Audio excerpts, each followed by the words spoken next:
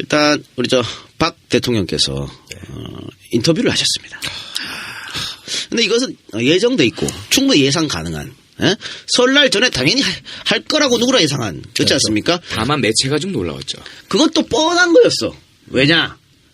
예를 들면 뭐 다른 JTBC나 혹은 뭐 다른 뭐 종이신문이나 이런 데 부르면 기자들이 질문을 마음 단단히 먹고 할 거란 말이야. 박근혜가 C랄 질문도 막 하고, 박근혜가 A 물었는데 B라고 답하면 다시 C로 묻고 막. 네. 거기에다가 지난번에 그렇게 하는 바람에 언론사 기자들이 쌍욕 먹었죠. 그렇지. 그래서 그런 걸 미연에 방지하기 위해서 내 편, 우리 편, 꼴통 우리 편 누가 있나 쭉 쳐다본 거야. 그래서 정규제를 골랐다. 하여튼 그렇게 됐는데, 정말 질문 수준이. 참. 예. 눈물 정말 난다, 진짜. 인터넷 방송 초창기 무슨 그런 좀 질문 수준이 너무 낮았고 또 누가 봐도 이건 짜고 치는 모습이 아니었냐. 우리 대통령께서 말이죠. 아무것도 안 놓고 얘기하더라고. 야, 우리 대통령이 그런 능력이 없는 사람인데. 그렇지. 아무것도 없어 책상에. 그리고 마치 질문하면 기다렸던 듯이 딱딱딱딱. 그리고 지시대명사도 잘 안 쓰더라고. 이렇게 이런 것도. 그러니까 미리 질문을 주고 한 하루 동안 꼬박 연습했지 않았을까? 하루? 예. 하루로 예상합니까? 이틀? 야, 근데 그렇게 말을 못하는 사람이 어째 됐을까 싶어. 난 진짜로 나는 내라면 이제 반전을 놀리려 그러면 나와가지고 한번 털어야 되거든. 근데 이거를 연극을 해가지고 정규제인가 뭐 이상한 할아버지하고 같이 앉아가지고 미래를 했습니까? 그러게요. 말도 안 되는 얘기입니다. 이게 말이 되나? 좀 송곳 질문했을 때 뭔가 답변할 수 있는 그 증거도 갖고 있고 나 이래 좀 생각을 했는데 너무 실망스럽습니다. 그렇죠. 그리고 또 그 탄핵에 대한 이유는 전혀 한 번도 얘기를 안 했어요. 질문 하나도 안 했죠. 이상한 것만 막 질문했는데 말도 안 되는 것만. 자, 삼류 루머들. 그러니까. 그렇지. 근데 박준 변호사 볼 때는 어쨌든 이거는 이제 여론전이잖아요. 나를 응원하는 사람들한테 그렇죠. 보여주는 거잖아. 먹힐까요, 이게? 근데 대구 쪽 일부는 먹힐 것 같긴 해요. 먹힐 것 같긴 한데, 저도 이제 문자 메시지 몇 개 받았어요. 저도 이제 우리 형님들한테, 보수 형님들, 꼴통 형님들 보면 다 들어보자라고 얘기하고, 듣고 나서 눈물 난다 하는 사람들 있는데. 아이고. 글쎄요. 근데 합리적으로 생각해보면 이게 눈물 나고 자식할 게 아닌 게, 해명이 하나도 없어. 해명이 하나도 없고 그냥 변명인데도 말도 안 되는 변명이니까 실제로는 오히려 역효과 날 가능성이 높지 않을까. 그 정규제 TV가 나가는 송출 방식이 유튜브였잖아요. 네. 어쨌든 뭐 박근혜 아주 골수 지지층이라고 하는 나이 많으신 분들이 물론 그분들을 폄하하는 건 아니지만 유튜브를 통해서 그걸 보는 방식이 좀 낯설 수도 있잖아요. 그래도 이제 그거를 다 퍼나르더라고. 카톡이나 이런 걸로 퍼날라서 아마 보여주는 것 같긴 한데 그분들은 어차피 뭐 변동성이 없는 사람들이고 다만 중간에 있던 사람들 약간 이제 긴가민가 있는 사람들은 이번 계기로 해서 오히려 돌아서지 않을까 그런 그렇죠. 생각이 좀 들어요. 좀 역풍이 불 거다. 자, 남 배우님 총평. 오늘 보니까 박사모 대구 집회를 성대하게 열심히 하시더라고요. 이렇게 굉장히 비분관계 하시면서 억울하겠죠. 그러니까 뭐 굉장히 억울한 그런 건데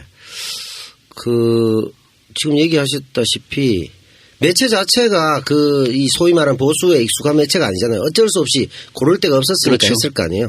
그런 면에서 보면 야권 지지 성향을 더욱더 결집시키는 원래 국민 대통합에 기여했던 그대로 공약대로 해서 국민들의 분노 게이지를 더 높여서 겨울에도 열심히 해야 되겠다.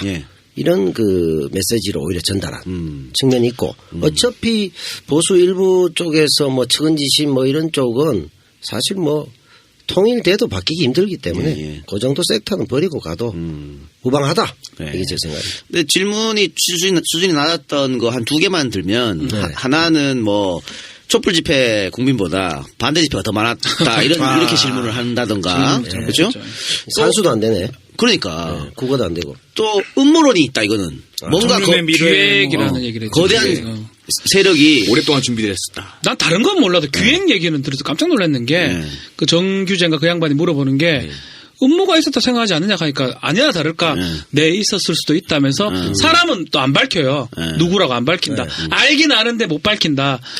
근데 이게 말이 안 되는 게 그러면 국민 한 80, 90%가 지금 탄핵 찬성하고 있고 그러고 국회의원 몇 명, 230 몇 명이, 34명이, 그럼 그 사람들 왜 꼬셨노?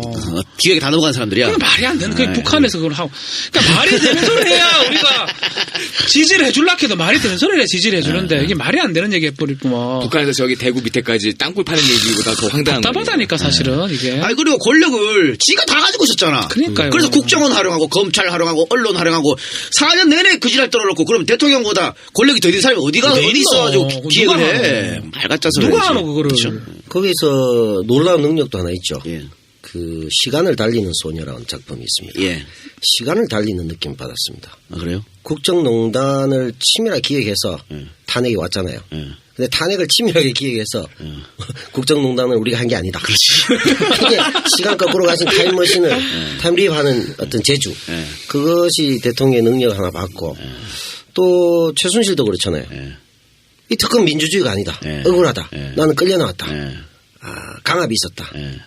그러니까 이제 강압하고 그 협박하고 이런 거는 김기춘이 원래 했잖아요. 자기들이 익숙한 거고. 또 역으로 생각하면 이 민주주의가 아닌 게 민주주의를 이미 내가 파괴해버렸기 때문에 민주주의가 없는데 그러니까 민주주의가 아니지. 그러니까 어폐가 있는 이런 것까지 다 보여줬다. 방금 최순실 얘기했는데 최순실이 이제 뭐 호성차에서 내리면서 작심한 듯이 막 쏟아부었잖아요. 막 쏟아붓고 그리고 이제 특검 욕하고 그거는 특검의 정당성을 좀 훼손하고 싶은 생각인 것 같은데 그러고 나서 그 이경재 변호사 오늘이에요? 아, 그 형님 또 참. 이경재 변호사 오늘 와가지고 이상한 소리 하고 그리고 어제 박근혜가 그런 인터뷰하고 요게 다 하나진 각본인 것 같아요. 총력전이다. 그러니까 지금 이제 좀 이렇게 문제는 뭐냐면 결국은 박한주 소장은 이제 퇴임이 돼야 되고 3월 13일 날 이정미 재판관 퇴임 그 부분인데 그거를 하기 위해서 지금 저러는 것 같아요. 그걸 좀 막기 위해서 연장하기 그러니까 위해서. 더 오버하면 헌재에서 푸시를 가면 정말로 극단적으로 변호인들이 다 사임도 할 수도 있고 그래 돼버리면 중간에 정지가 되거든요. 그걸 아마 생각하고 있는 것 같아요. 그리고 만약에 7인이 되면 이건 오해될지 몰라요. 그렇죠. 7인이 되면 심리 정족수도 7인인데 상당히 불안불안하는 거거든요. 그런 상황을 지금 연출하기 위해서 약간의 어떤 각본된 짜고 하는 게 아닌가. 난 그런 생각이 좀 들어요. 그런데 그 지금 최순실 빵이 있잖아요. 박 대통령하고 공모가 가능한가? 빵에 있는데. 그러니까 우리가 이런 얘기하면 좀 그런데 변호사가 아주 좋아요. 변호사는 아무도 도청할 수가 없고요. 어허. 볼 수도 없고 들을 수도 없고. 저 같은 경우도 이제 뭐 그런 역할을 한 적은 없지만 필요하면 누구나 만나가지고 다 전달할 수가 있어요. 있습니까? 예. 예. 그렇기 이야기를 때문에 전달하고. 이경재 변호사가 아니다 하더라도 변호인 접견권이라는 게 있기 때문에 그걸 통해서 충분히 교감이 가능해요. 그러니까 이거는 교감이 아니고는 불가능한 일들이 하루 안에 일어난 거거든요. 그래서 교감이라고 보는 게 아마 합리적인 해석 같습니다. 아니면 텔레파시 같은 거. 왜 그렇게 통합니까? 걔들 한 몸일 수도 있어. 그런데 그러니까 자기 얘기를 하는 거죠. 자기들이 잘 짜여진 각본대로 하니까 우리 보고 그렇게 하는 거. 한쪽은 고함 지르고 얼르고 억울하다 하면서 뭔가 이 소위 말해 땡깡을 부리고 전체적인 작전은 지연 작전을 쓰고 그렇죠. 그리고 박한철 소장을 한 명 이제 엔딩 되니까 어쨌든 뭐 물리적으로 시간적으로 그렇게 되니까 3월에 또 그때를 기다리는 것 같고 그 과정에서 만약에 이제 박 변호사 얘기하고 같지만 그렇게 되면 굉장히 힘들어지는데 뭐 거기에 대해서는 공인으로 볼 것이냐 사인으로 볼 것이냐 여러 가지 견해도 있고 또 만약에 다 사퇴를 하면 국선을 또 국선 변호사가 그 시간 좀 있고 걸려요. 예. 그래서 등등 그거 한번 있으니까 물어봅시다. 사실은 이쪽은 어쨌든 최대한 지연시키는 시간은 우리 편이다. 뭐 이런 관점에서 가는 것 같아요. 아니 박 대통령 그 방법밖에 없어요. 지금 남은 게 그거예요. 그럼 원래 좋은 방법이 있죠. 제가 그쪽 변호사라면 어떻게 하냐면 망명을 했으면 좋았죠. 일단은 나가겠다고 타진할 것 같아요. 변론에 나가겠다 대통령이 그러면서 막 조건 걸면서 결국은 안 나가면서 시간을 좀 끌면서 결국은 뭔가 트집을 이번에 박한 소장이 3월 13일 얘기를 하면서 트집 잡았잖아요. 그것처럼 하면서 전원 사퇴를 하면 결국은 일주일 정도 소요가 되거든요. 그럼 국선을 하든 뭐든 간에 받자 말자 기록 검토해야 되니까 또 일주일을 잡아먹는 거예요. 그래 따지면 2월 말까지 쉽게 갈 수 있다고. 그러니까 제가 봤을 때는 그렇게 하는 게 그쪽에서는 아주 최상의 수라고 볼 수 있죠. 거기에다가 지금 7명 남잖아요. 헌재 재판관이. 그렇죠. 예. 근데 그 중에 한 명이라도 유고나 긴급 상황이 발생하면 심리를 못 해요. 심리를 못 하잖아요. 예. 근데 이 사람들이 어떤 사람들이에요? 공작 정치의 달인들 아니에요. 물론 그 공작 정치의 대장이 지금 빵에 가 있지만 지금 뭔 짓이든 할 것 같아요. 죽인다? 에이 설마 납치, 그렇게까지? 감금 뭐든 할 인간들이 없기 때문에 에이 설마 그건 너무 갔다. 설마 너무 그럴까? 갔나? 나 근데 지금 요번 정국에서 항상 최악의 수를 계속 생각하고 있거든요.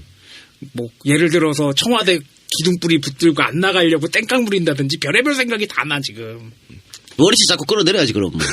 7명인데 진짜 유구가 한 명 해버리면 사고가 나버리면 심리를 못해요 아예. 마티즈에서 여기까지 하겠습니다. 그리고 변호사 강제주의이기 때문에 어디서 변호사 꼭 모르겠다 있어야 피우고 되고 그런 어떤 맹점들을 지금 노리고 있는 것 같아요. 그렇기 때문에 실제로 되게 편해 보이고 오늘 또 무슨 대선이 벚꽃 대선이다 얘기하지만 뭔가 하나만 어그러져 버리면 이거는 사실은 도미노 무너질 가능성이 또 있다. 그러니까 사실 생각이 듭니다. 변호인단이 총사퇴하는 것은 국민 여론에 또 한 번 불을 붙는 건데. 상관없죠. 그렇죠? 네.